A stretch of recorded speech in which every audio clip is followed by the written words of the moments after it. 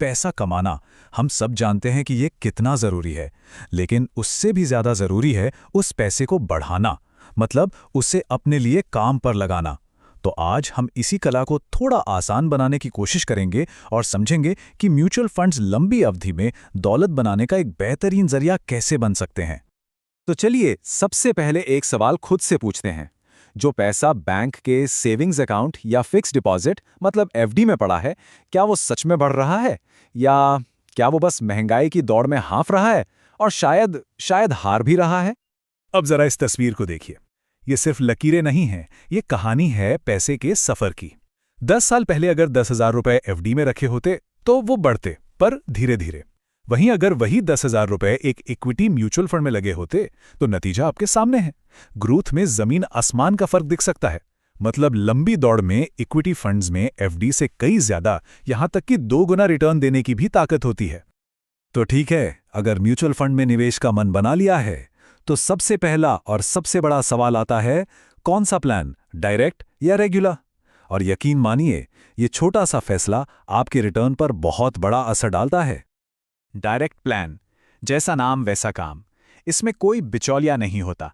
निवेशक सीधे मतलब डायरेक्ट फंड बनाने वाली कंपनी से ही फंड खरीदता है। सोचिए, जैसे फैक्ट्री से सीधा सामान खरीदना। इसका एक जबरदस्त फायदा है जो अभी साफ हो जाएगा। और दूसरा रास्ता है रेगुलर प्लान।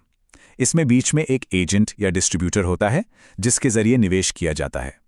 हाँ, वो सलाह दे सकते हैं, मदद कर सकते हैं, लेकिन इस मदद की एक कीमत होती है। एक ऐसी कीमत जो अक्सर दिखाई नहीं देती पर आपके मुनाफे से कटती रहती है। तो असली फर्क यहीं पर आता है। देखिए, डायरेक्ट प्लान की लागत, जिसे एक्सपेंस रेशियो कहते हैं, वो कम होती है। क्यों? क्योंकि कोई कमीशन नहीं है। रेगुलर प्लान में वही लागत ज्यादा होती है क्योंकि उसमें एजेंट का कमीशन जोड़ा होता है। और ये जो 1-1.5% का फर्क दिखता है ना, ये हर साल आपके मुनाफे में से कटता है। लंबे समय में ये एक बहुत बहुत बड़ी रकम बन जाती है। चलिए, डायरेक्ट प्लान चुन लिया। अब अगला बड़ा सवाल, फंड की सोच क्या है? मतलब वो पैसा बनाने के लिए कौन सी रणनीति अपनाता है? यहां भी 2 मुख्य रास्ते हैं, एक्टिव और पैसिव। एक्टिव फंड को ऐसे समझिए जैसे क्रिकेट टीम का कैप्टन।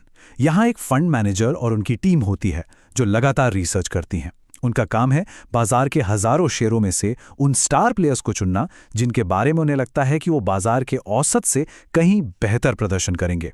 मतलब लक्ष्य है मार्केट को बीट करना। और फिर आता है पैसिव फंड। ये फंड मैनेजर कोई हीरो चुनने की कोशिश नहीं करता। इसका फलसफा सीधा है, पूरी टीम ही खरीद लो। मतलब ये फंड सेंसेक्स या निफ्टी 50 जैसे किसी इंडेक्स के सारे शेयर खरीद लेता है। इसका मकसद मार्केट को हराना नहीं, बल्कि मार्केट के साथ साथ चलना है। इससे मार्केट का औसत रिटर्न मिल जाता है, लगभग गारंटी के साथ। अब यहां एक बहुत ही दिलचस्प और सच कहूं तो चौंकाने वाली बात सामने आती है। डेटा ये बताता है कि लंबे समय में 3 में से 2 एक्टिव फंड्स, मतलब वो फंड्स जो मार्केट को हराने के लिए बने हैं, वो असल में मार्केट को हरा ही नहीं पाते। वो अपने ही लक्ष्य में पीछे रह जाते हैं। तो चुनाव अब साफ हो जाता है ना? एक्टिव फंड का लक्ष्य है मार्केट को बीट करना, लेकिन उसकी लागत ज्यादा है और सफलता की कोई गारंटी नहीं। दूसरी तरफ पैसिव फंड का लक्ष्य है मार्केट की बराबरी करना, और इसकी लागत बहुत बहुत ही कम होती है। तो सवाल यह है कि निवेशक को क्या चाहिए, मार्केट को हराने का एक मौका या मार्केट के बराबर लगभग पक्का रिटर्न? अच्छा, अब ये तो तय हो गया कि डायरेक्ट लेना है और एक्टिव या पैसिव में से एक चुनना है। पर मार्केट में तो हजारों फंड्स हैं, कौन सा चुने, ये कंफ्यूजन हो सकता है। तो चलिए, इस शोर को कम करने के लिए एक सिंपल सी चेकलिस्ट देखते हैं। कोई भी फंड फाइनल करने से पहले बस ये 4 चीजें देख लीजिए। Number 1, expense ratio. सीधा हिसाब है, फीस जितनी कम मुनाफा उतना ज्यादा। Number 2, fund manager. क्या वो मैनेजर जिसने अच्छा रिटर्न दिया है वो लंबे समय से फंड के साथ है, या मैनेजर बदलते रहते हैं? Number 3, rolling returns. सिर्फ पिछले 1 साल का रिटर्न मत देखिए, ये देखिए कि क्या फंड ने अलग अलग टाइम पीरियड में, मतलब 3 साल 5 साल में लगातार अच्छा परफॉर्म किया है। और आखिरी नंबर 4, पोर्टफोलियो चर्न। अगर ये 25% से कम है तो अच्छा है। इसका मतलब मैनेजर अपने चुने हुए स्टॉक्स पर भरोसा करता है और बार बार खरीद बिक्री करके जुआ नहीं खेल रहा। तो अब तक हमने काफी कुछ समझ लिया। चलिए, इन सारी बातों को समेटकर एक सीधा साधा एक्शन प्लान बनाते हैं। मतलब निवेश शुरू कैसे करना है। निवेश करने के 2 तरीके हैं, एक मुश्त यानी सारा पैसा एक साथ लगा देना, या फिर एसआईपी। ज्यादातर नए और नौकरी पेशा निवेशकों के लिए एसआईपी सबसे बेहतरीन रास्ता माना जाता है। क्यों? क्योंकि इसमें अनुशासन बनता है। हर महीने एक फिक्स्ड अमाउंट अकाउंट से कटकर इन्वेस्ट हो जाता है, और इसका सबसे बड़ा फायदा है रूपी कॉस्ट एवरेजिंग। मतलब जब मार्केट नीचे होता है तो ज्यादा यूनिट्स मिलती हैं, और जब मार्केट ऊपर होता है तो कम। इससे खरीद की लागत औसत हो जाती है। एक और आम गलती होती है बहुत सारे फंड्स खरीद लेना। ऐसा लगता है कि जितने ज्यादा फंड्स उतना अच्छा, पर सच तो यह है कि 10-15 फंड्स की फौज खड़ी करने की जरूरत नहीं है।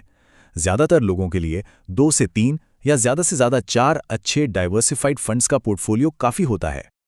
और हाँ, कुछ फंड्स ऐसे भी हैं जिनसे खासकर नए निवेशकों को दूर ही रहना चाहिए, जैसे कि थीमैटिक फंड्स जो किसी खास थीम पर चलते हैं, जैसे ईवी क्रांति, या फिर सेक्टर फंड्स जो सिर्फ एक ही सेक्टर जैसे बैंकिंग या आईटी में पैसा लगाते हैं।